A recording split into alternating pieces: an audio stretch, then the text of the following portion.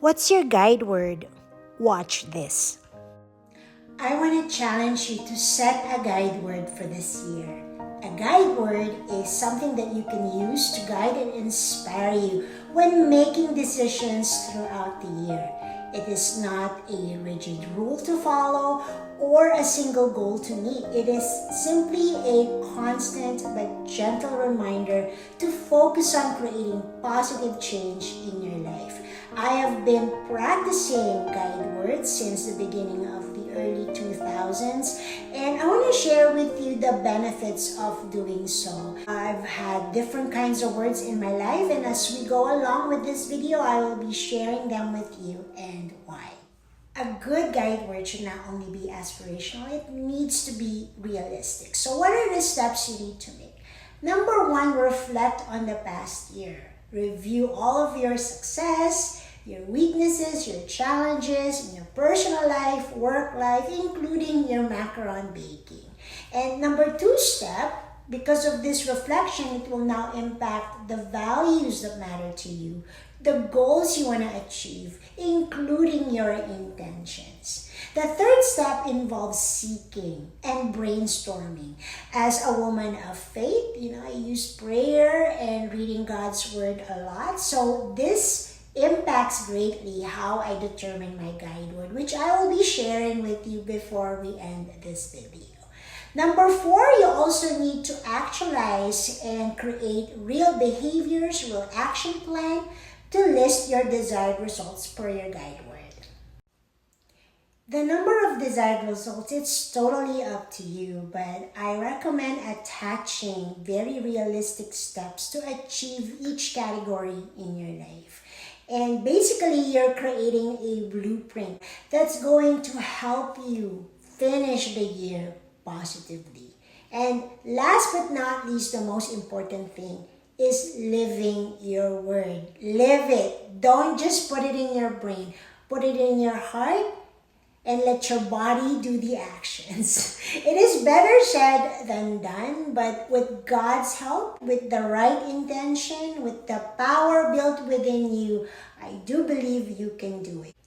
Let me use myself as an example in determining a guide word. Now, overall, you can go through life without any guide word, without prayer, without faith, without reading God's word. But what I say to this is, what a missed opportunity. To me, not having a goal, not having a guideline in your life, a higher power to guide you, is a missed opportunity because it's just like shooting arrows without any bullseye. Your arrows will just be going anywhere.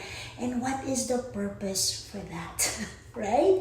This is going to set the direction for you, set a focus, and you will begin to understand, realize, and implement the calling that God has called for you in your life. So here are my past guide words, and as I explain each, you will get to know me more. All of the guide words that you see here on the screen were all given to me by the Lord through my reflection, through my quiet time, and my very first guide word was the word faith. Back in the early 2000s, I was a young mom and also flourishing in my marketing and communications career. The Lord knew I needed to get rooted in my faith, in His love, because God knew what was going to happen later on in my life. So I've had this word for 10 years, which prepared me for a big event that happened in 2010. Each of my guide word had foundational Bible verses to guide me. In 2010, my guide word was the word resilience. And boy, did I really need it when I found myself being a single mom after my late ex-husband suffered from veteran PTSD. And it has been my guide word for about 8 years because during that time frame, I also lost my dear mother, which really broke my spirit. It humbled me, and I thought, boy, how can I go on with all of these things happening around me? But I thank God for the word resilience because it gave me hope that I could endure it with His help. And then in 2018, I was given the word mission and ministry. And this was the time I felt in my heart that God was calling me to do something higher for His people. In my ministry, ministering to the sick, the elderly, people who were dying, people in crisis, I felt like I was tested in a spiritual boot camp myself. And the Lord gave me the words overcome, healing, and hope in 2019, 2020, and 2021 respectively. Because I knew in my heart, later on I realized this, that in order for me to be an effective minister for the sick, I have to feel what they feel, how it is to be in their shoes. I went through it knowing that God is my healer, that I shouldn't fear. And here I am, looking very healthy and continuing to serve Him. And then in 2022, my word was growth. That was when I was having some foundational footing. And through this platform, I was able to reach a lot of people. The word growth also meant growing in my spiritual life, making me bolder in sharing my love for God and inspiring others to do the same. It's something that I would not think about, but I thank the Lord that He's given me the word purify. And what inspired this word was actually my general cleaning of my house. I was cleaning my home, organizing it for like 4 weeks, and because I am very cluttered, I get easily overwhelmed. The Lord directed me to do this first, and I thank Him that I did it because everything in my life is now in order. I know where exactly I can find certain things that I need. The word then was purify. It is because I needed to simplify, purify my thoughts so I can continue serving Him with integrity. My guide word purify helped me simplify my mental, emotional, my physical life, and also in the way I approach my ministries.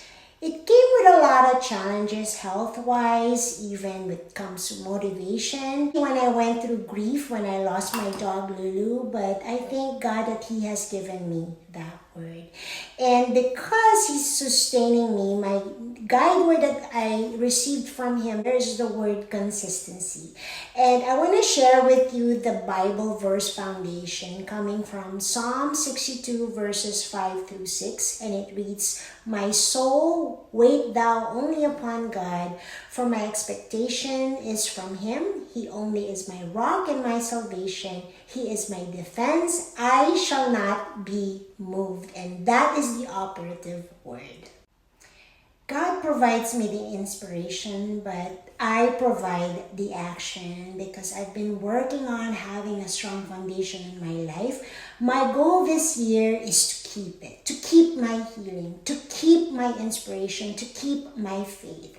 And consistency is not just about doing things regularly. Consistency is being steadfast, being unmoved, no matter how many storms, difficulties, challenges, anguish, grief comes my way, I will remain steadfast. And I challenge you to do the same thing. I want to be a consistent inspiration, a consistent source of information. That is my challenge. I want to challenge to be consistent so I can continue to share my knowledge with you. What's your guide word for this year? Save and share if you care, and follow for more.